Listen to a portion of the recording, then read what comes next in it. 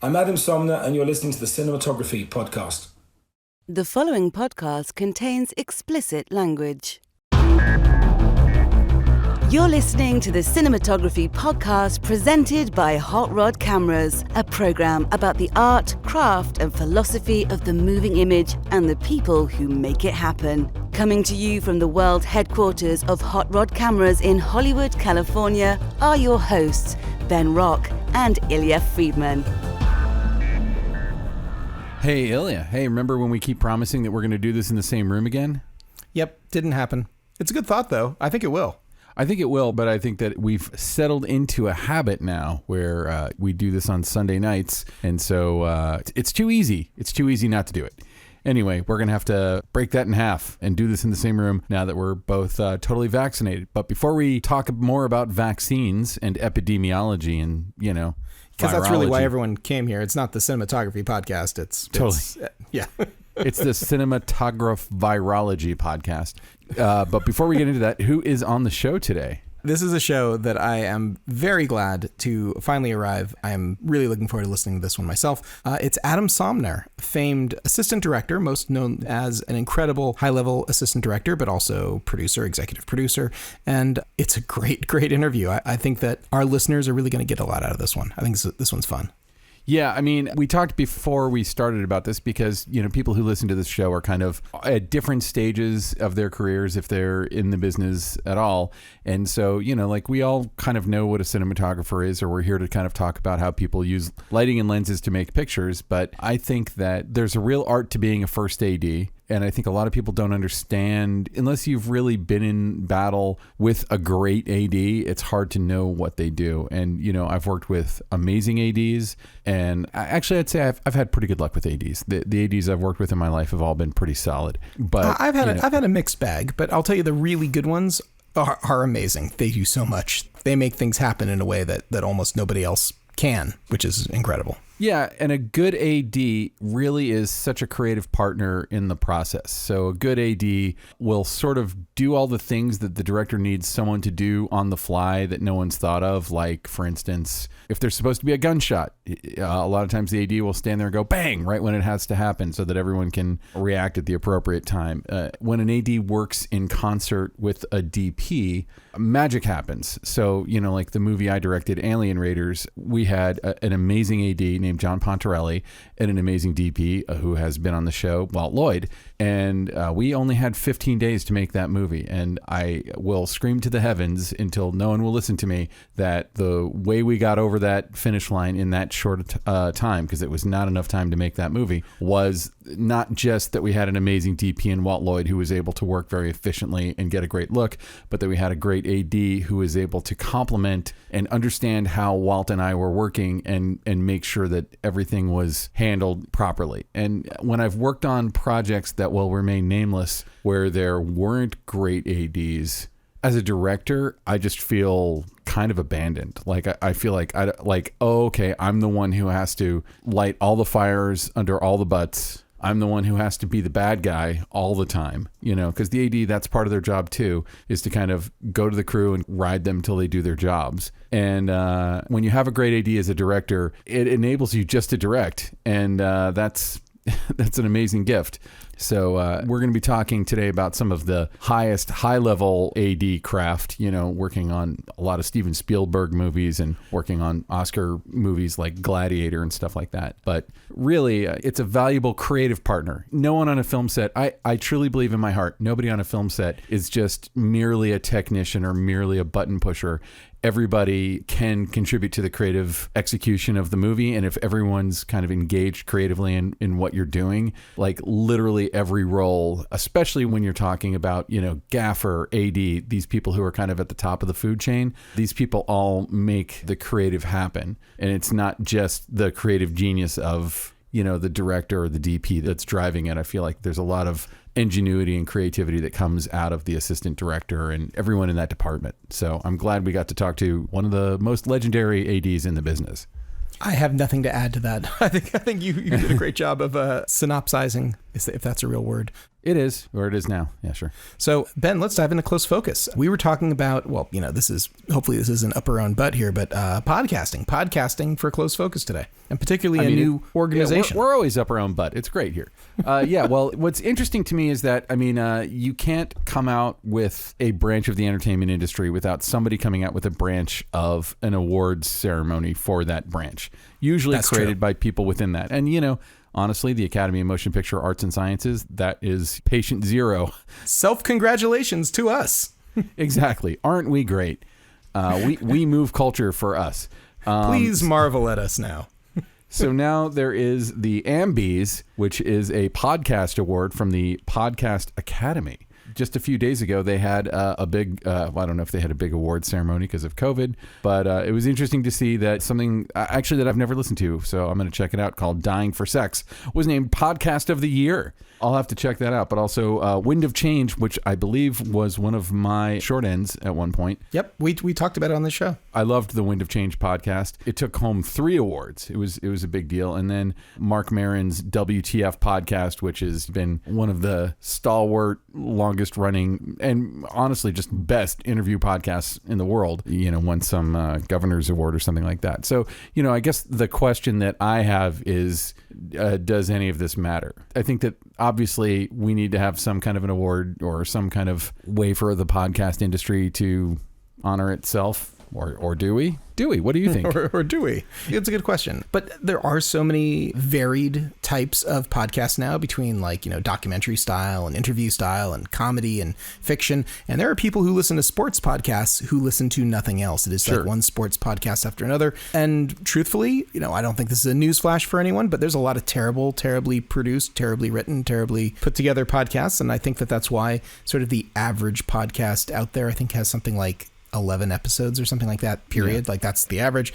And I think the average number of downloads is like 70 or 60 or something like that. But it's like, so there's a lot of podcasts out there that you might have to wade through before you find one that really clicks with you. And I'm very, very thrilled that we've got the community and fans and support for our own podcast. But it's interesting to see how this as an entertainment, as an art form, as a means of education has now grown. There have been other awards for podcasting before, but the Podcast Academy looks like they're really trying to hang their hat on this and make this like a big deal. And they've got a very large breadth of categories for this, and they've got a bunch of the big podcasting companies to sign on. And so maybe that's self-serving, because of course a lot of the nominees seem to be also from those big companies. But it's true, a lot of the biggest shows are some of the best produced. So who am I to judge? How do I know? Yeah. Well, and I feel like having those companies on board answers my first question when I see that something like this is come into existence. Because my first question is it a scam?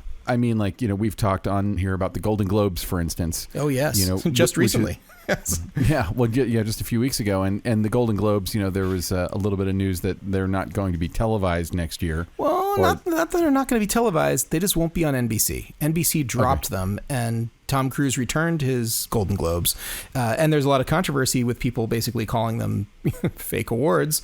But that's what I'm saying. So are the Golden Globes a scam? We all know that the Hollywood Foreign Press Association is an insular and rather opaque organization that throws a pretty kick-ass party for a bunch of Hollywood muckety-mucks every year. And, everyone gets drunk and they get Ricky Gervais out there to say nasty things. And, the show's kind of fun.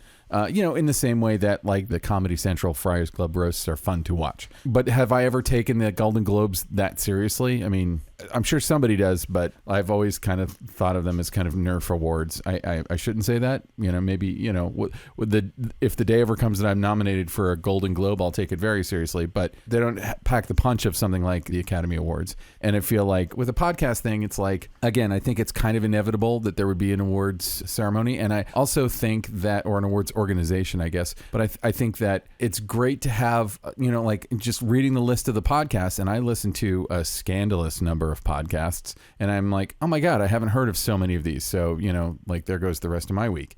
But it's always good to have an aggregator or somebody who can kind of curate, because, let's face it, anyone who has access to any kind of microphone, including the one that's on their smartphone, and $6 a month for a liberated syndication account, could start a podcast. That isn't to say that it would be good. And as you and I have both learned, there's a lot more work that goes into it than just two chodes sitting around and shooting the shit.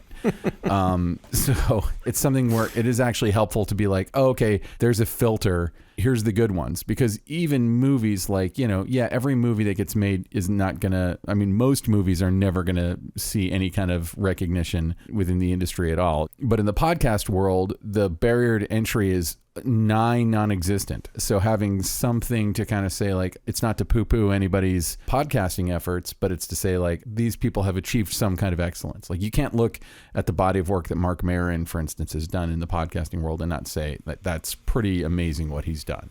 I mean, he got Barack Obama to go to his garage, for God's sakes, Yes, with the Secret Service and some helicopters circling and all that jazz. So, but yeah, look, I'm still bullish on the whole idea of podcasting as a genre and as a media and everything else. Otherwise, both, brother. Yeah, we're that's why we're doing this. That's why we're doing this. But I also think that there's wide open range ahead of us for fiction podcasts. And, what I love about it, having done the audio, the fiction podcast Video Palace a couple of years ago, and then gearing up to do the one that I might be able to talk about soon. That is something Bob DeRosa, my co-writer on Video Palace, and I have been working on for a major company. What's cool about it is that, you're, in a sense, you're doing a modern spin on old-timey radio plays that, like Lights Out and Inner Sanctum and stuff like that. But what we can do with audio these days, the toolbox has barely begun to be explored, in my opinion. I think that there's just outrageous potential. And also, and we've already seen it, you see something like Homecoming on Gimlet with Catherine Keener and Oscar Isaac, then get bought by Amazon and turned into a TV series and get, so far 2 seasons. I don't know if they're going to do a third, but, with Julia Roberts in the first season and Janelle Monáe in the second season. And it's like pretty, it's a great way for filmmakers to think about how to create that IP, to get some momentum behind it, to get a fan base, and to do it in a way where you can be maximally creative without spending tens of thousands of dollars, hopefully. So, I'm hoping that the Podcast Academy ends up being a mover of culture. It's the first year of it. Maybe 2 or 3 years from now, we'll be like, okay, that really lasted. Or, there are tons of award shows too that just come out of nowhere and go away after 1 year. So we'll see. That's true. And hopefully, they seem to be legit. So it's something to watch and something to keep our eyes on. Yeah. So Ben, I think it's about time. Let's get to the interview with assistant director, producer, Adam Somner. The Cinematography Podcast Interview. All right, so Ilya and I are here virtually in Hot Rod Virtual Cameras virtual showroom with a slight change of pace. We're not talking to a cinematographer today. We're talking to producer and world-renowned first AD Adam Somner. Thank you so much for coming on.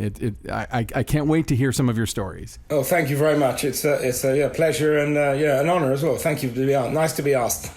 No, we love having you on. So this is usually where I ask a cinematographer when they're reading a script how they turn it into pictures. But since really, if I'm not mistaken, even your producing kind of is an offshoot of being an AD. It starts with its roots in its AD-ness. When you're reading a script, what is it that you see? How do you turn a script into, basically, a DP turns it into pictures, you kind of turn it into schedules. Is that accurate, or also feel free to tell me I'm wrong? It depends on the process you do it. But the first time you read a script, it's lovely to read a script purely as an audience member. So I'm sure in the same way as the DP, one as well as anyone, when reads something, one has a visual picture.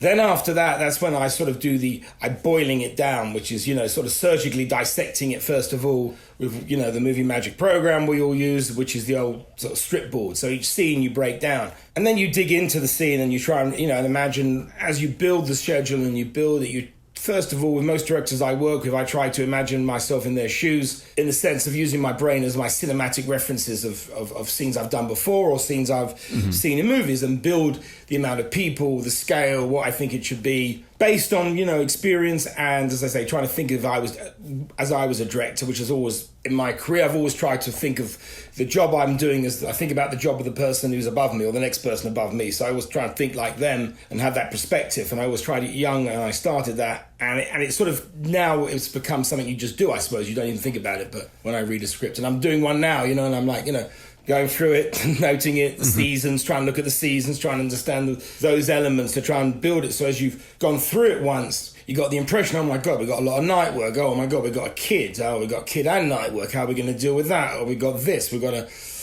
And you sort of, and get the idea of where you would use the second unit, where you wouldn't, and how much page count you can complete in a day in a dialogue scene, how much action days you need for an action scene, which is obviously unproportionate to page count. And so that's the process one does, though, and I think it's just by, enjoy. But I'm reading a script now and I'm really enjoying it at the moment. You know what I mean? I'm actually, as I'm breaking it down, because I got so little time though, and I'm breaking it down and reading it at the same time. And as I'm doing it, I'm really enjoying it. Are you able to read a script without thinking like, oh my God, there's a baby in the scene? Oh, for sure. Every time. Yeah. Every time. Like when you watch a good movie, it's not your own movie. When you watch someone else's movie, I'm always immediately flown in, unless there's something that stands out, like the background, where I'm picky and I look at background. So I always think that first AD is one of the hardest jobs on a set, because all the pressure is on the first AD. If you don't make your day, the first AD is the person who takes the fall. The first AD is the one who has to keep checking in with the DP and trying to make you hit the schedule, but also has to remember that you're making a movie and not a schedule, which a first AD once told me. How do you work with the pressure? And I'm sure that at this point, and with the kinds of people that you're working for, the planning mitigates that to a degree. But like, how do you work with under all that pressure? Like, I don't think there's a higher pressure job on a set. But I think you do grow. I think you grow into it, because usually an AD likes to be a busybody, doesn't he? Run around and get busy and everything. So I think you start as a junior assistant director, you take on more responsibility as you start up, and you from doing the background, as I say, third or second, and then organization, and then you're dying to be on the set. And then when you get on the set, I think the anxiety that exists on a film set is a good energy. I think if one takes that energy and uses it, because there is a nervous energy, for me anyway, the way I approach the work, and something about that energy and that pressure is using that the best way one can. But as you say, the ability really is to smell, I think, is to judge the room, is probably the most. There's obviously skills to learn and organizational things to know. And hopefully everyone could do that to a good level of what time you call the crowd, what time you call the special effects, the safety, the actors. Do you call them too early? Do you call them too late because they're a big actor? You don't want to get in having an earful from them. Because ultimately you want to do the most efficient thing for everyone, save everyone's time and money with extras times. So I think all that comes together, but then it's how one reacts to that pressure. And I've always found humor to be, I've always enjoyed humor as an element for relief, and also for, uniting people and to sort of keep everyone together. And I always find that. And I think that, the more the pressure is, I think the more the energy becomes and the excitement about what you're doing. And then you feel, and that's the buzz of being, for being in, I think, to being in something like cinema, that buzz, that's where, for an AD anyway, I think part of the process is the experience of the filmmaking is one's life in a way. Because, you come an AD, as we all know, people in the cinema, it becomes a way of living. So those highs and those periods of high anxiety, high energy become what really, I think, one lives for a little bit in the industry. And I find, well, I personally do, you know what I mean? I miss the floor now, and I can't wait to get back on it. And, I think one has the same intrepidation. Even now, I have intrepidation walking onto the set that first time, that first shot, that first voice, that first, right, where are we? And that still gives one anxiety and one energy, and that's fantastic, I think. And as long as you may maintain that, I think that's essential to doing one's job, to have that energy and that anxiety and that enjoyment for it, so it doesn't give you a heart attack or something at 56, which is what first ADs dies, and I think the average age is like some hideously low number compared to cinematographers. I don't think they hardly see their DGA pension. DPs just start hitting their stride when their hair is completely white. No, it's always ADs you hear have heart attacks on set, not cameramen, for that's for sure. And it's fucking true, isn't it? As I've seen it. So, like, at what point, I mean, I completely understand, especially after talking to so many cinematographers, the allure of the camera and the allure of becoming a cinematographer. How does one fall into the orbit of the AD department? Because it's such a specific thing to want to do, but also, like, when you're on the outside of filmmaking looking in, you're completely unaware of what an AD does. You probably know what a director does. You maybe know what a DP does, or the actors, or the art director, makeup artist. But an AD is kind of is something that it's hard to see it from the outside. So, like, where did you start to fall into that? My father was in the industry. Well, he was in the industry from after the Second World War, but then in the 70s he worked for MGM, but the studio closed, and then he ran a small hotel and a cafe. And I grew up in this hotel cafe.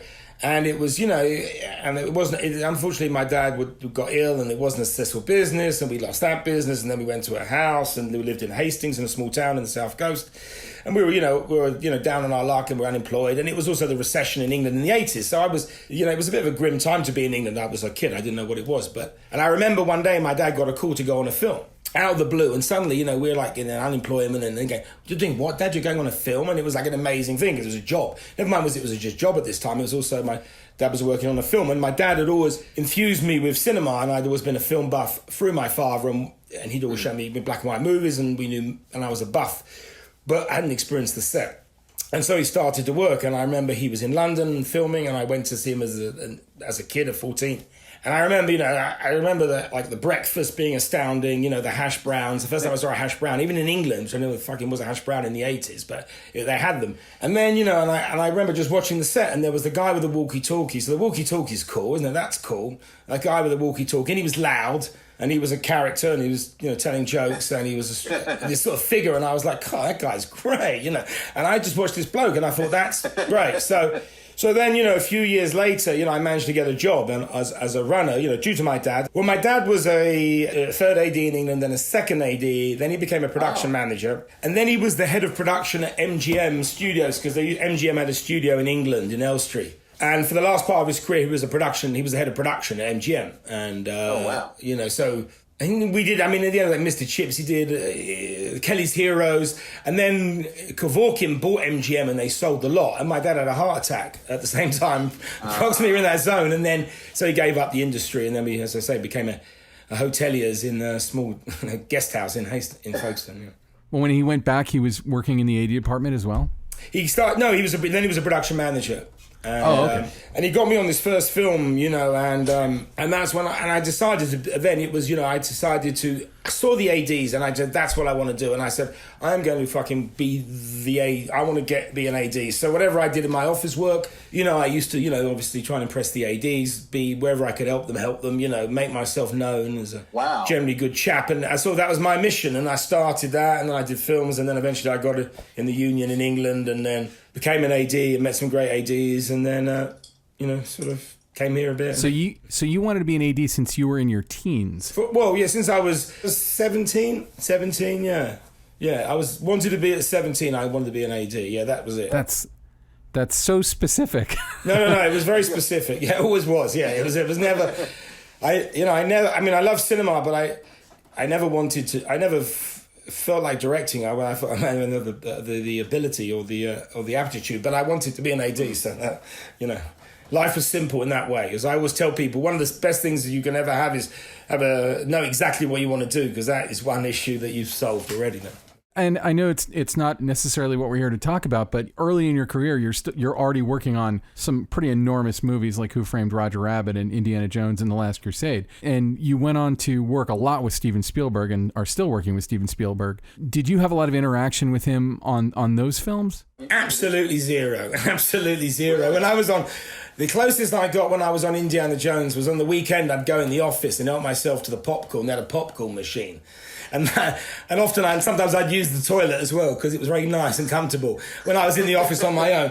But purely that was the closest I got, I think. I remember once I had to pick up George Lucas, and I was around them, but the mission was also to keep your nose out of it, you know what I mean? In those days, keep your nose out of it, kid. And so I did. But Robert Zemeckis, I had lots to do with him, and we had some fun, and he was very charming to me, yeah.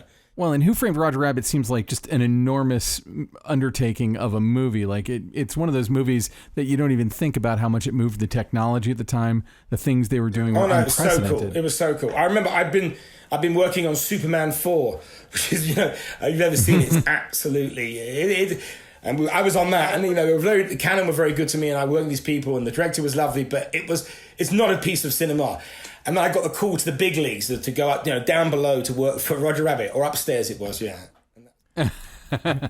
We were going to spend the next 40 minutes talking about Superman 4 and your experience as a runner. Exactly. So this is going to be the all Superman 4, the Quest for Peace. Yeah, exactly. Episode. The Quest for Peace, exactly. I remember that. Oh my God, yeah.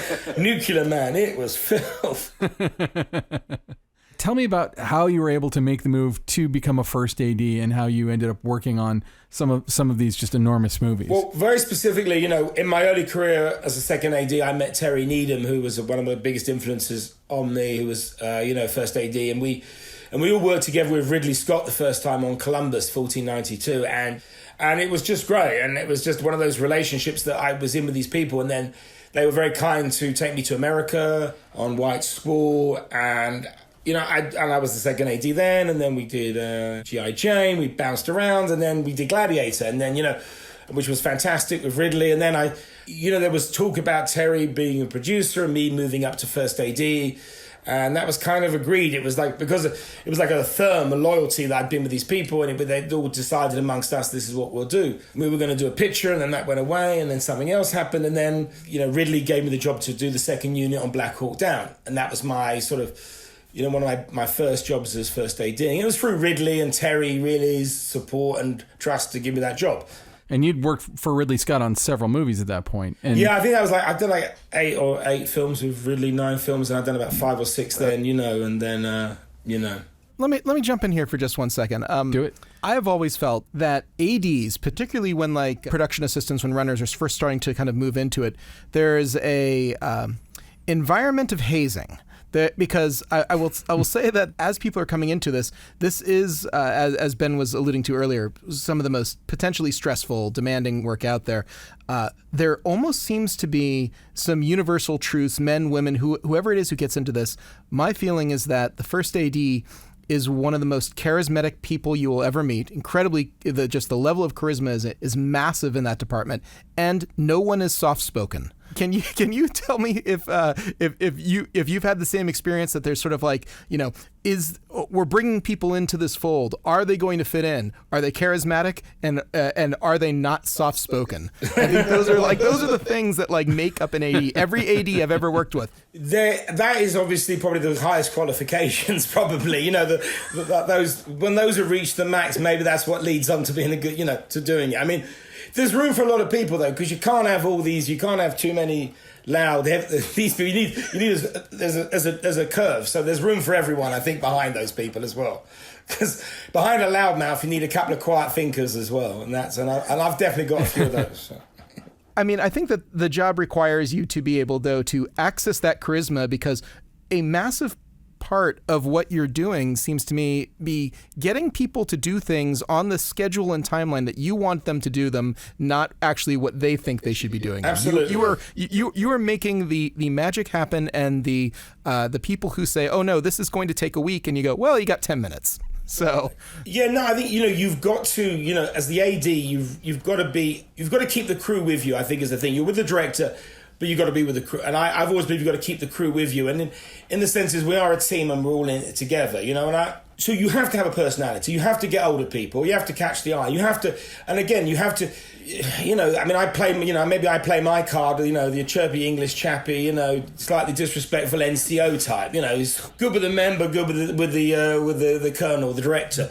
But basically, I think it's an honesty and a goodwill to your crew and to protect them as the crew, as hopefully they protect you, warning them, keeping them with you, dragging them with you if you have to. Some people are ahead of you, dragging them back, trying to keep the team together and to keep the story straight for the benefit of the film and for the, and the morale on a film which I think is crucial, in the sense of the films I've been on, the morale, is something to try and fight for and maintain all the time.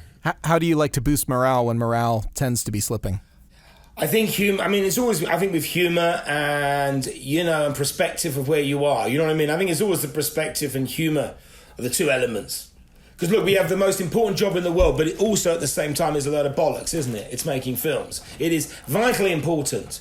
And at the very same time, absolutely banal. Or not banal, but of little importance to the right of the world. So that's how you got to feel about it. It's so you got to give everything, but at the same time realise that you got to immediately adjust and to go with that and flow with that. I mean, one always gets frustrated, but it's not good to show frustration. I always think, you got to have brush it off, and humour can often solve those issues, I think. Talk about how you, what your relationship is with DPs, because I've seen DPs and ADs who get along really well. I've seen ADs and DPs who clash, but really both have to work together to get the day done. Yeah, I mean, I think on the rule I've had great relationships always, and well, I've made sure I have. To not have a relationship with a DP as an AD seems like you've already shot yourself in the foot. So, and we've all got egos, and we all, but ultimately the most important thing is the film and what is on the camera. And so I think I've always, I need the DP to be my friend and to work with me, and I want to work with him, and I want to make the experience the best for both of us. And so, we've all, and specifically, obviously with scheduling, you're trying to work on the sunsets, the things, the time of day. You need a buddy, you need a pal, and that's I think for me, it's got to be your pal during the whole of your mate during the shooting, with the not against the direction anyway, but just to give the director's best thing. You're together, so you've got his back in the sense of together. There's nothing going to slip between your own issues or wishes that they could possibly defer from the actual making of the film. So Black Hawk Down was when you got moved up to first AD for the second unit, but I'm imagining that the second unit on Black Hawk Down was pretty substantial. Yeah, it was big. It was fun. What kind of stuff were you running on that show? Because obviously, as a viewer of the movie, I have no idea what's first or second unit. Well, we did a lot of. We did a lot of cleaning up work, but we did a lot of the helicopter sequences with the Black Hawks. And it was such a huge film. Often we would be thrown in with Ridley's unit. We'd have cameras everywhere doing the raid on Mogadishu. Mm-hmm. And then we would go off and do a lot of stuff in Black Hawks, a lot of the dialogue scenes in helicopters, a lot of the plate work in helicopters, a lot of the helicopter stuff going down, and a lot of convoy work on it. So we had a lot of moving parts, and it was huge. Yeah, it was a huge sort of production because it had all these extras in Morocco. When we had a lot of it was bonkers because we was set in Somalia, which is more set on the Ivory Coast, and so. But we had a lot of people who were African guys had been traveling, and families had been traveling through north to go to Morocco to then get the next passport to Spain and to get a boat. And to be, before the refugees started flowing in from with the Middle East issues, there was a huge amount of refugees coming through Morocco to Spain from Africa. Mm. And so these guys suddenly they were coming to Morocco and we were there, so they were our extras. So we had to organise all these guys, and they were fabulous to work with us. And then we had all the US Army on the other hand, because this is before 9/11. So we had these 300, 400 US servicemen filming a war film in an Arab country, which obviously now sounds like bonkers, but then it was what we were doing. So so it was a lot of organisation, a lot of moving parts, and it was Morocco, and it was in Rabat, which is a madhouse, which is a fabulous country. But when we were shooting in the urban areas, and it's an adventure, it's great. So it was a lot. But I was so familiar with the team of who I was working with. It was very much second nature for what I'd been doing, and had done with Ridley and Terry and Alexander Witt, who was cameraman and directing the second unit. So it was fabulous. It was great. It was exciting, and working with the military was great. And it was a really, I say, top-notch experience. How did ADs end up being in charge of background action? Because ADs are so amazing at it, but it's like such an offshoot of all the other things ADs do. Well, I don't know. But I guess the director was just busy. He couldn't get there. I can't go and tell those lot to fucking do the same thing quickly. Go on. It's probably started like that. I've got these two I'm talking to. I'm talking to Clark Gable and I'm talking to Errol Flynn and fucking David Niven. Go and tell that fucking lot to charge. I don't know. It must have been something like that. You know what I mean? It must have been that version. It's like sometimes you look at and I'm thinking about a lot of the work. I mean, honestly, a lot of the movies that you've done, like The Post.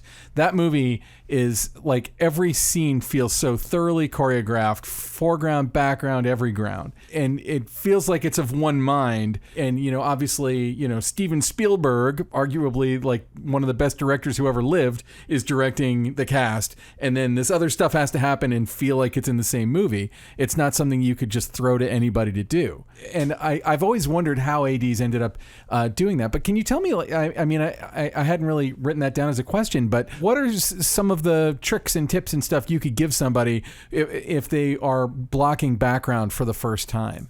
Well, as a first AD, you want to have a good man with you, which is that you need a pair of legs with you that's good. So that even as the first AD, you need help. But I think everyone has a slightly different way.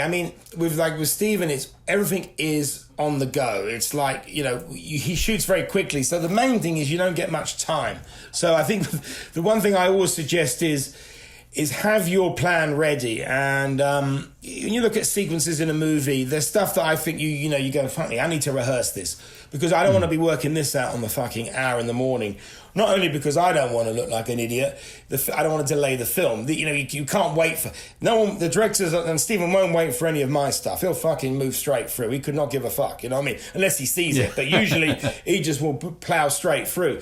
So I've got to get it right, and I'm not going to get many chances. So I think that, as any AD, there's certain things in like battle scenes which are obvious and certain little bits of details one wants to rehearse. If you read it and you go, you should rehearse these things, meet these people.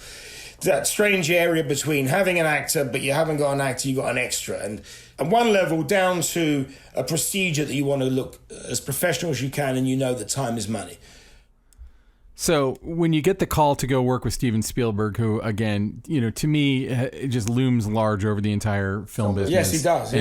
And has for 40 years. I mean, obviously you already knew Kathleen Kennedy. What is it like to go work and sort of be the right arm of, the auteur of our time? Well, it's obviously a hell of a call to get, and but this is all twined with some regret I have as well, and relationships because I was doing Kingdom of Heaven, and I got called to do this film. First of all, Munich with Stephen, and it was like, oh my god, and the subject was amazing for me, and I said, I've got to do this movie. I've got to do this movie. This is. I got to do this film, and Munich went away, and then so I had nothing, and then suddenly out of the blue, the phone rang, and Stephen said, right. Or not even Stephen, he said, right, you got to fly to America, we're making War of the Worlds, we're starting shooting in 8 weeks. And then I flew back to the States again, and I worked with Steven Spielberg, and and I remember being fucking terrified, for the first bit, obviously trying to look calm and collective up front, but, underneath, like, fuck me, In the beginning, I didn't have that relationship with him because, I was a new bloke, but it was, and he'd had Sergio before him, and then before that, David Tomlin, who I knew, so he was warm and he was pleasant, and, but it was that first bit of shooting, I remember building up for that first sequence. In fact, I remember, as a DOP story, I remember we were, right before shooting, this is what, with Stephen, it was a bit lively for me then. I remember we were scouting the Newark location at the beginning of the movie where the ground cracks open. And that was our first week of filming, in Newark, in the Ironbound. And, I was like, proper, here we go, okay, right, I've got this now, okay. And that was, never mind, I've been with Ridley with thousands of extras. This was like different, this was like a different league, Yeah.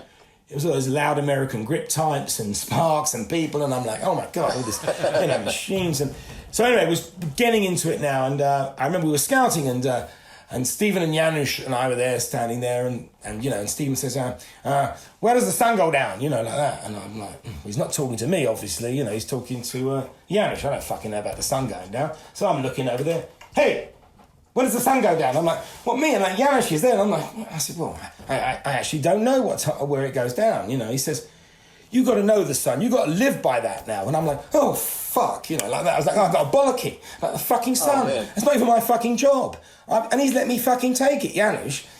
So I remember being like, fuck me. I was like, so that was like before. And we started shooting on the Monday.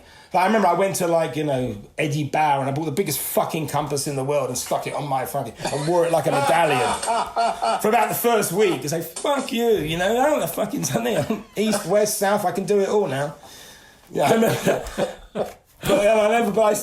But still I don't fucking think about it when I go there. I was like, where's the sun? I'm like, okay, I gotta concentrate. But anyway. It's a great app called Sun Scout that but I'm fucking shit at all that stuff. I'm terrible, but anyway. Oh. It's like you can just hold it up and it'll show you where the sun is. That's why I keep friendship with the DOP, so he always can tell me. And you just kind of breezed over it really quickly, but it was something I definitely wanted to talk to you about because you've worked for both Scotts, Ridley and Tony, the amazing late Tony Scott. And I feel like both of them, in their own totally separate ways, are, just world-class filmmakers who make different kinds of films. What was it like kind of being in the cauldron of both of the Scotts? Well, both extremely different. Tony and Ridley, extremely close as they're brothers, but, different characters. Ridley's more sort of, Ridley's got a great sense of humour, but he's drier and he's quieter and he's sort of, he's more to himself. where Tony was like the showman. He would, Tony walked on the set, everyone saw Tony. He had humour, he was vivacious, he was funny, he was cheeky. I mean, his sensibilities would probably be slightly out of the present days with his humour and stuff, would be edgy now. But never in any way he was always fabulous and generous to everyone, and crews loved him, and he was an amazing man to be around and to work with. Yeah, fantastic chap, fantastic. Yeah, you worked on Unstoppable with Tony, and I also noticed on your IMDb that looks like it was your first producer credit as well too. You're credited as a co-producer. Can you talk a little bit about moving into producer britches, trying on a different hat there? To be perfectly honest, I mean, look, I'm a first AD, and then I think it became very nice when you become maybe a good first AD, or people at the end of the movie, they judged me as being, I guess, an active part of the production. They said, look, here's a credit. We're going to gave you this credit. And I was like, wow, fucking fantastic. That's great. And then, it was never something I was going to ask for. And then Stephen gave it to me, I think, because I wanted to go and do another movie. I think he said, well, I'll give him producer credit. That'll keep him. And it did. So, he gave me producer credit. As a producer, do you take any kind of role in developing material? Does somebody ever give you a book or something and say I get plenty of people trying to give me books, and I'm fucking busy enough trying to do what I'm. But I've got a couple of people trying to help, but to be honest, I haven't done that bit yet, and I'm very wary of, because I could just see me saying, "Oh, I got this wonderful script, Stephen. Here, look. So would you like to read?" I just can't make that move. You know what I mean? I mean, obviously, I've recommended some things to people to send them to offices and stuff like that. But I still haven't read something that's made me go, I've got to take this and run with it. You know what I mean? But I've not been looking. So, You brought up Paul Thomas Anderson. You've done a lot of work with PT. Yes. So how does his style or your relationship and style differ from the Scotts? Or Steven Spielberg, or he's known as an auteur. He's known as a big personality. So what's that experience like? He's probably the first person I work with that's probably a little bit younger than me, if only 2 years. Although he's very grey, so you wouldn't recognise it if you looked at a picture of him, because extremely grey-haired gentleman. So it was the first time that I was working with someone who was younger than me. I think that's true. You know what I mean? When I first worked with him, I remember it was great. It was a different kind of energy. He was much more, when I first worked for him, he was much more into my stuff than, say, Ridley had been in, and sense of scrupulous with the background. His aesthetic and his eye. Then I remember in the first film, there was a couple of things I did and he liked, and we worked through a couple of things, and, and we built the rapport. And, and then in a way he became a friend, in the sense that, because he's not an older, like a father figure or an uncle figure or whatever one would say, he was a friend. So he became a kind of my friend, became a friend of mine. Nice. And on Phantom Thread, he was his own DP, correct? Yes, he was, yeah. So what is it like to be able to go to the director and ask them how much longer it's going to take them to light the scene? Yeah, well, it doesn't work very well. So, moving forward on your own career, what are the challenges that you look forward to, and what are the challenges you dread when you're looking at a script? What are the things that you're like, oh, cool, we get to do this? Well, I enjoy, obviously big background. I enjoy big backgrounds, and, in the way of making something and creating that feel, that time and that period and the faces and the extras, and just that excites me to try and do that well, you know what I mean? And, and sometimes one fails, but, one attempts to do the best one can, and then to get one's visual references, because obviously there's a film I like to look at films that relate, in similar genres to it, to sort of just get a taste and to see and feel, and then mix with historical pictures and references to find what you like, what you don't like, what looks good but real, what looks great, but you go, that's going to look terrible, how to explain that. There's certain things that you do, try and balance up the palette of what you want to make it feel as naturalistic as possible, is always what you want to do, and as good energy as possible. So that challenge. Then, looking through you got a sex scene, oh my God, here we go, they used to be painful, and now, they're sort of even more sort of, well, never mind COVID, but before, just these sex scenes now become a very, they've got to be handled always with subtlety, and there's a tension about them, which is, which I've always wanted to manage. But that's a stressful thing, I find. I mean, Wolf of Wall Street, is a fantastic experience, but you have to put the time in to work out, the rehearse and plan all the sex scenes for respect to the performers, for their privacy, for the director, for the whole myriad of reasons of people also to feel comfortable, and there to be nothing untoward happen. And look, before the Me Too thing that's what I believe one always does, and that would be the way to behave in any way one would make a movie, and still is and was before. So but it's tense work. It's tense work. Coordinators, are they called? Intimacy. Yeah. I mean, which is great. I mean, which is great. But it's again, it's not something I go, great. We're going to have one of those afternoons again. Fabulous. This is going to be great. So one other major director that we need to talk to you about your collaboration with is Alejandro Iñárritu. Whose work is just so unique and so specific. And the movies you worked with him on were Birdman and The Revenant. Revenant partly, yeah, because, the first time I met him was, and I worked on part of Birdman, was the end of Birdman. There was some stuff to shoot, and I got called in and I met him, and and I liked him. He's a character. He's great. But I liked him, and then I was asked to do The Revenant, and this is in one's career, the conflicts of loyalties are always hard, because I remember reading The Revenant, and that was a script I went, this is great, and I remember scheduling it. But at the time, I'd already committed to a film with Steven, which went ahead, which I didn't know was going to happen. So I did some early schedules and worked with Alejandro and Chivo, but I couldn't do the movie. Oh. And so I was gutted, because it was one of those, and I've had several of these, but, which is only... Cut a long story short, I did too. I do my movie, I finished that, and then they had issues on the end of the movie, and then there was additional filming to do. So, but it was quite extensive. It was going to film in LA, we were going to go to Montana, we were going to go to Argentina to shoot the old end sequence. And so I got a call to do that. And obviously I just finished a movie. I was in England. I said, okay, I'm definitely not going to miss out on at least finishing this film, because I was so loved the script, and so I did it, and I was able then to work on it for a few months.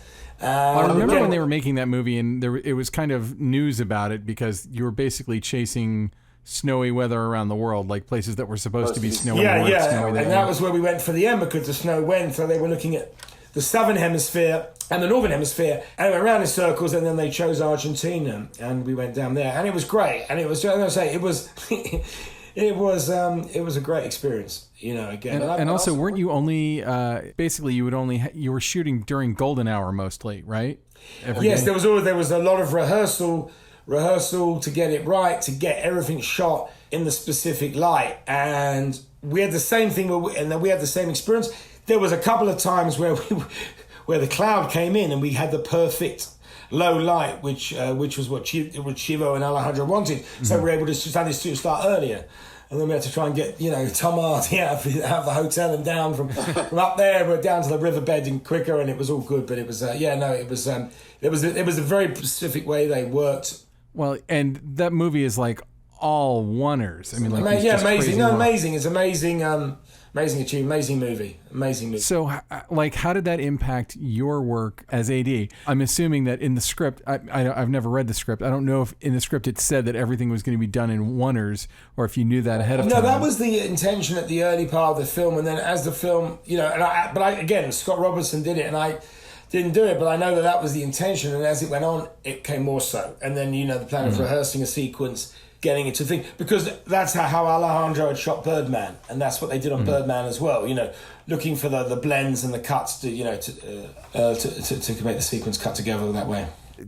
Can you tell us a little bit about a Martin Scorsese production, especially one that the scale and scope of like The Wolf of Wall Street?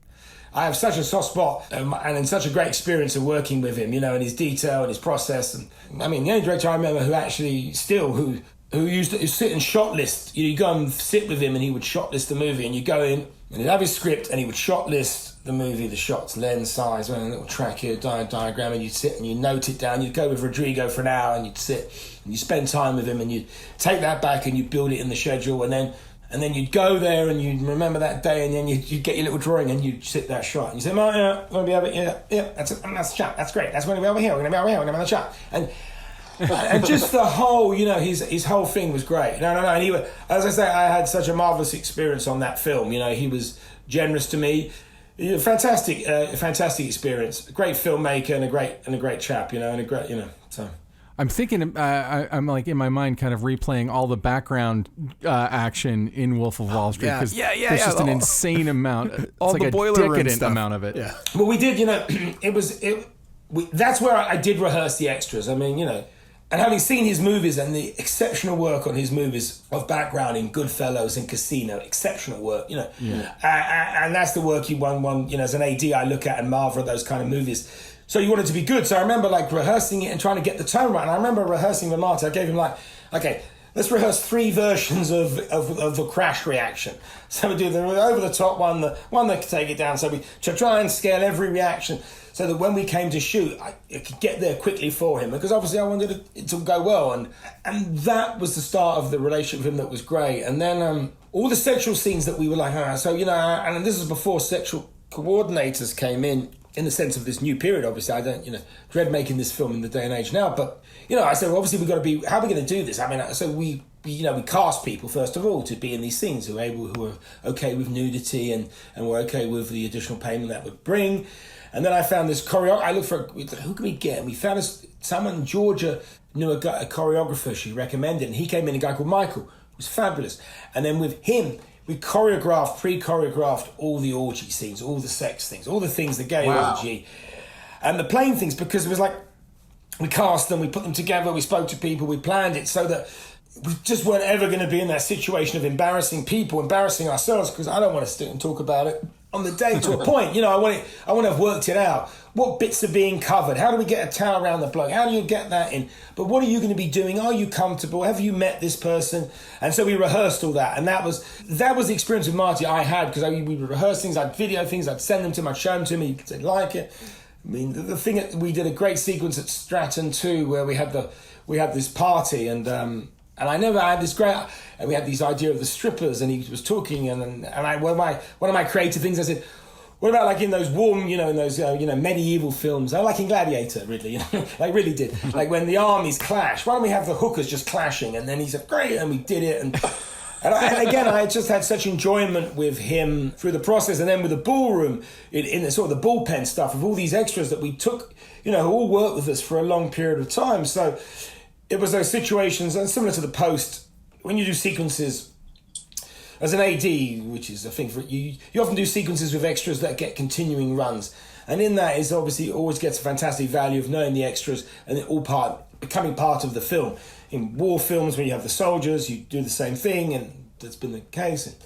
In Lincoln, with all the senators and all the people in the House, in the Post with the news people, and then in Wolf of Wall Street with all the brokers. So they were with us for weeks and weeks, and then we got such a shorthand together that for me as an AD, directing them was a pleasure, because they worked with you. They knew the nuances of it and how we were to try and, because obviously we wanted to make it wild, but we wanted to make everything real. And it was that thing, make it wild and make it over the top.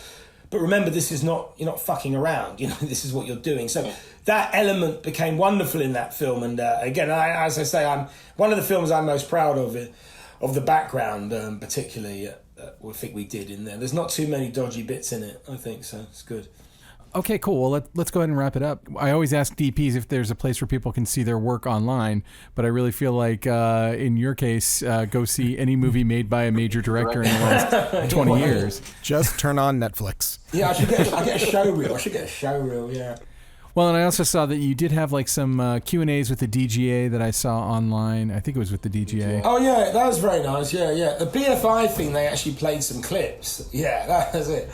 I think that's as far. I think this is my end now. I think I've got to go off the air for a bit now, because I may overexpose myself and be that bloke again. Well, I'm glad that we were your last interview for a while. This is my retirement from the screen. Yeah. Well, thank you so much for your time, and the stories are fascinating. I really appreciate it. No, thanks very much indeed. Cheers. All right, so that was producer and assistant director Adam Somner. Thanks so much for being on the show. That was amazing, Adam. Thank you so much for coming on. A real thrill. And man, that guy's got some great stories. He sure does. And we did not have time for all of them. So no. Barely scratched the surface. Maybe we'll bring him back. That'd be cool. That would be cool. Hey, Ben, it's time to pay the bills. I like paying bills. We got to thank our friends over at Aperture who helped make this show possible. They have an incredible thing called the Accent B7C 8-light kit. Just rolls off the tongue. The Accent B7C is, of course, a battery-powered Edison-based light bulb that just screws right into a socket and gives you high CRI RGB lighting, meaning you can change all different sorts of colors, and it gives you white. Nice. You can control it with your phone, and what's really cool is that you can just pick it up with your hand, and it looks like you're holding a light bulb, but of course, you don't need power running to it to turn it on. Magicians have had those for like a century. You've seen the trick where the magician puts a light bulb in their mouth. So that's right. So for $79, you too can be a magician just by... Well, now you can do it in RGB, so like you could have like bright orange light or. Yeah, or you could have it pulsate and change or flicker or any of these things, but really they make an 8-light kit, which is essentially 8 of these bulbs all packed into one Pelican style case that will charge the bulbs. So that's really cool. It's a really clever way to transport a bunch of these lights, and we've actually updated the showroom over at Hot Rod, and we now have, I think, 6 or 7 of these hanging from the ceiling over our set, and then we have them connected to one of the office phones, and it changes color, and we can do cool little demos of this. So if you're in Los Angeles, Hot Rod Cameras is now back open again. Thank you, CDC, for all your wonderful guidelines. We still wear masks, but that's because it's a retail business, and in Los Angeles, that pretty much sounds like we can't get away from that just yet, but we're open, and our showroom is super cool and has these lights prominently on display. And so if you are within the sound of my voice and local to LA or coming here, make sure you swing by and check out the cool Aperture B7C lighting display, which is a lot of fun. Maybe we'll post a little video about it soon. That alone makes me want to go record host raps with you again, because I literally have not set foot in Hot Rod Cameras in over a year now. That's true. I think it was probably first week of March last time you were in there. 2020. Yeah, I remember I went there and you were wiping everything down with Clorox wipes. Like you were wiping the whole inside of that building down with Clorox wipes, and we were both like, should we be doing this in the same room? I don't know. Yeah, I should have invested in Clorox. That would have been a smart move back then. Yeah. and Zoom. Yeah, and Zoom, we all should have invested in Zoom. And Doge. Who knew? So. And now, short ends. All right, so Ben, it's time for our famed short ends. What is your obsession this week? What do you got going on? It's something I've been watching for a few weeks, and if you recall, probably a month or two ago, I talked about a YouTube channel called In Camera, which I'm still watching closely, like really cool. As we both know, there's a lot of total bullshit YouTube filmmaking craft channels. And then you don't say. Yeah, but then there are things that that I've brought up on here, like Cinecom and Corridor Crew and that in-camera one that that really engaged me. Well, there was one that was kind of hiding under my nose all along. I know that I've probably used Hollywood Camera Work as a many times. Yeah. Yeah, I've certainly brought them up, and they've definitely been my short end, but they have a YouTube channel, and they have a series on there, and I just want to say up front, I love their products. I love what they do, but they don't always name things the way I would name them. So they have a series called Hot Camera Moves! And it's the guy who created Hollywood Camera Work, and he's got, this guy's got his own cottage industry. He's got the Causality screenwriting software, and then he has Shot Designer, which I still can't recommend highly enough to anyone who's planning a shoot. I use it for every shoot I ever do. But Hot Camera Moves is him dissecting camera work, and he's got names for shots that I have not necessarily heard other people talk about. Like he'll talk about keyframe to keyframe or a pivot. I'm sure that these are terms of art to somebody. I don't know that I would walk on a set and say, hey, let's do a pivot shot, and assume that anyone would know what I'm talking about. You think he made them up? You think he made up these terms? He might have. They're all useful, though. And he's done a lot of, I don't know why, but for whatever reason, he's got a lot of stuff where he's investigating the Amazon series, The Expanse. And they do have some just delicious camera work on that show. And what he'll do, he'll sometimes talk about, I think his name is pronounced Per Holmes. And he'll show a shot and explain why he chose that shot. And most of the time it's because he loves it. Sometimes it's because it's like combining two techniques. And then he'll use Shot Designer, the very software that I can't stop saying enough good things about. And he builds a diagram of the shot and kind of shows how it was executed. And you kind of watch it over and over again. I will say that he always gives all the credit to the directors. And as a director, I'm here to say that a lot of times the director isn't the one who figures out the exact camera work that you're going to do. But what I love about it is that it really is kind of a deep dive into specifically camera work, nothing else. And sometimes he'll show something that's a relatively simple shot and you go like, oh, cool. And sometimes he'll show something that's like, oh yeah, I've seen that shot before, but I've never like put a name on it. I've never like thought about it as clearly as he is thinking about it. And he's the kind of person I've thought about maybe we should try and get him on the show at some point. I don't really know anything about his background, but he obviously spends an inordinate amount of time thinking about the stuff in a fascinating way. That sounds really interesting. I was not aware of this channel, and now I feel like I should check it out. Camera moves. Hot camera moves. You know, it's got hot in the title, so it's got to be good. I have to say, I don't know about that title, but I definitely love his content and his commentary on the camera moves themselves. So I would have called it Sexy Cam. I don't know what I would have called it. Sexy Cam. Anyway, Nice. But yeah, check it out. Let me know what you think. So what is your short end this week? Wow, I have about the most boring sounding thing that anyone has ever heard of, but it's really quite clever, and I want to say that it's fairly misunderstood, but there is something out there called DMX, and I'm not talking about the famous hip-hop artist. DMX is a protocol for being able to control your lights, and it can be either wired or wireless. So I'm very familiar with it because I have done lots of theater work, and DMX controllers are what all the lighting designers are excited about all the time.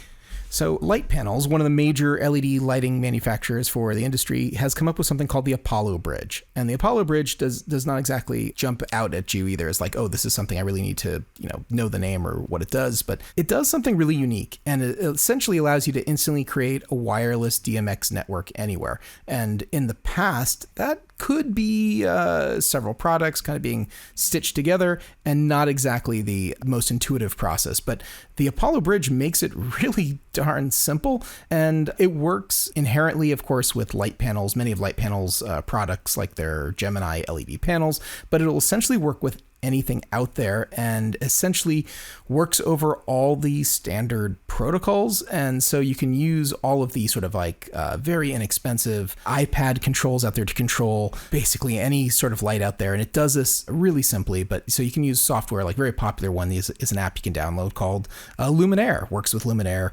and it allows you to use the DMX protocol wirelessly, wired via a LAN Ethernet port, also connecting via like 5-pin cables. It's really, really just a smart box. And I thought to myself, they really should make this accessible at the level of people I would say like, Guitar Center DJ. They did not do that. If they had, I feel like this would just become like the worldwide standard like overnight.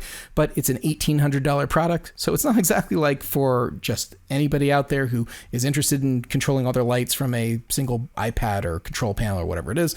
But if $1,800 is not outrageous to you, and anyone who's a professional in the lighting space, it is most assuredly not. This is an incredible piece of technology. It allows you to use apps with all of your lights, and it's really, really smart. I got to say that it's a great demo. It's worth watching some videos on it. If you want to have a demo of it, or if you would like to own this, please, of course, hit me up at Hot Rod Cameras. We can, of course, facilitate that for you, but it's a smart piece of hardware that will probably make lighting designers, especially people who are doing studio space, live events, plays, stage type of performances, or synchronized, complex, multiple universes of lighting with DMX controllable lights. It'll make your life easier. It just will.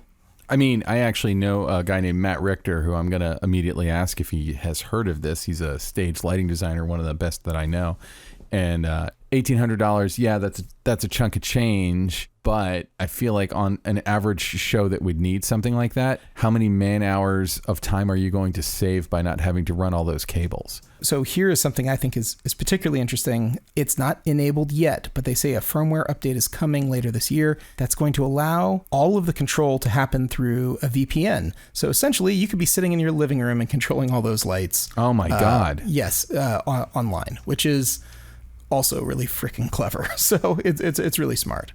I mean, honestly, in our recent Mars mission, the guy who was flying the drone on Mars was doing it from his childhood bedroom because he was doing it under quarantine and he was staying with his parents. So fixing some lights at a civic center doesn't sound like science fiction, but it does sound goddamn convenient. And again, $1,800. And again, when you think about how many, if you could spend less time running cables, which is goddamn tiresome, if all you had to do is plug in your instruments and pair them wirelessly for 5 seconds, I feel like wireless devices save so much time because you don't have to fuck with all these wires all the time. So Ben, I think that just about does it. Where can people find you if they want to get more of the Ben Rock experience? For the full Ben Rock experience, definitely go to benrockonline.com and check out my reel, but also all my social media contacts, Twitter, Facebook, LinkedIn. TikTok, not on it. Sorry, maybe one day. I don't know. Instagram, yes. Snapchat, not especially, but you can check out all my stuff. Feel free to reach out and friend me on any of those things if you want to see pictures of my son and my dog or hear me rant about political things. But, Twitter, Instagram, whatever, just come hang out. It'd be great to see you. And let me know what you think of the show. And if you have suggestions, I'm all ears, always. How about you, Ilya? Where can people find you? Oh, you can find me over at Hot Red Cameras. Hot Red Cameras sponsor the show. It's a camera shop in Burbank. It's a real place. We sell lots of gear and stuff. You can find me there, or you can find me on Facebook and LinkedIn and a little bit of Instagram. So that's where you can find me. It's just my name. There's not too many Ilya Friedmans out there, so pretty easy to find me. Yeah, if you found an Ilya Friedman and he says anything about a camera or a lens or a tripod or something, you definitely reach that's me. This Ilya Friedman. Hey, let's thank some people. Let's do it. First off, let's definitely thank Alana Cody, our amazing producer, who kicks all the ass and has gotten us some great interviews lined up, coming up, some great stuff. In fact, I can't really talk about it, but I'm actually going to a screening in a building that isn't my house. I have to put on real pants to go to this actual screening tomorrow for a movie where we're going to be talking to the DP pretty soon. So that's pretty cool. I'm a little bit jealous, but I just can't make that work. And I'm glad that you can go all the way out to Century City, is it? It is Century City, which if you know anything about LA geography, it's a little bit of a haul from you. It's a little bit of a haul, but for me, it's a straight shot up the 405. Not too bad. Anyway, I've just alienated everyone who doesn't live here. We just immediately devolved down to Saturday Night Live's The Californians. There we are. Go, show get about out. Bros and directions. The Californians. So we should definitely also thank Ben Katz, our amazing editor, whose unfortunate job and mission in life is to make you and I not sound like idiots. Yeah, tough job. Somebody has to do it. It used to be me. I'm glad that it's someone else. Because I don't like a nonstop confirmation of what an idiot I am. So anyway, and then lastly, we should thank Kay Zalatrachi, who absolutely has not listened to this episode. I don't see why he should would listen to this one. He should. Adam Somner. Everyone should listen to this episode, but I just don't. It just doesn't sound like. I think he might. I think this is one that he might tune into. You don't think so? You want to put money on it? Oh, that's a fool's bet. I'll never take that bet. Yeah, that I might as well buy some Dogecoin. Wait, I did buy some Dogecoin. Did you buy Dogecoin? I bought it a long time ago when it was like a nickel. So I thought about buying Dogecoin when Elon Musk made it tank on Saturday Night Live, but then it'd probably be a good time to buy it. Yeah. GameStop was up really high and then it fell really low, and everyone who bought when it fell, it's now gone up again. So so weird. Yeah. Anyway, what a world we live in. Anyway, so that wraps it up, and we will not be talking about investments or cryptocurrency. we are not investing. We are not authorized to give anyone Actually, financial can I advice. tell one cryptocurrency story before we wrap it up? Oh, yeah. Is it a joke? No, it's not a joke at all.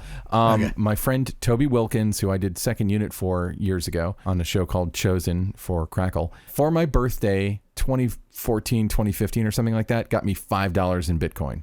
Woo, nice. That is now worth over $600. And nice. And I don't really check it very often. I don't really give a crap about, cryptocurrency sounds crazy to me. And he said, hey, really just take it as entertainment. Watch it go up, watch it go down. And at one point it was up to $700, and I'm like, I should cash out. And I'm like, It was $5. When was the last time you checked it? A week ago. When all the Dogecoin All right. stuff was going on, I checked it because I was curious. Well, if he'd actually given you 5 Bitcoins, like, a few years before that, you'd have hundreds of thousands of dollars. Oh, yeah, 5 Bitcoins. But yeah, I mean, he just bought me $5 in Bitcoin. But, it makes me sad that whenever he did that, I didn't buy, $1,000 in Bitcoin. But that also would have sounded really stupid at the time. And so, That's the whole thing about investment. Yeah, I heard some story of someone who bought $250,000 worth of Dogecoin when it was like a penny. Nice. Now the guy is laughing all the way to the bank, but it could just have easily gone to zero. So yeah, and maybe not a bet I would take. So anyway, that wraps up our cinematography, the crypto cinematographer currency podcast. And I'm just glad we got through without mentioning the word vaccine at least 6 more times. yeah, that's true. Yeah, But anyway, that wraps us up. Ben Katz probably cut all that stuff out, but if you didn't, enjoy our stupid conversation about cryptocurrency, and we will see you next week at the Cinematography podcast. Thanks for listening. This has been the Cinematography Podcast, presented by Hot Rod Cameras. Find your next camera, lens, or accessory on the web at hotrodcameras.com. Don't forget to subscribe to our show on iTunes and connect with us on Facebook and Twitter. Thanks for listening.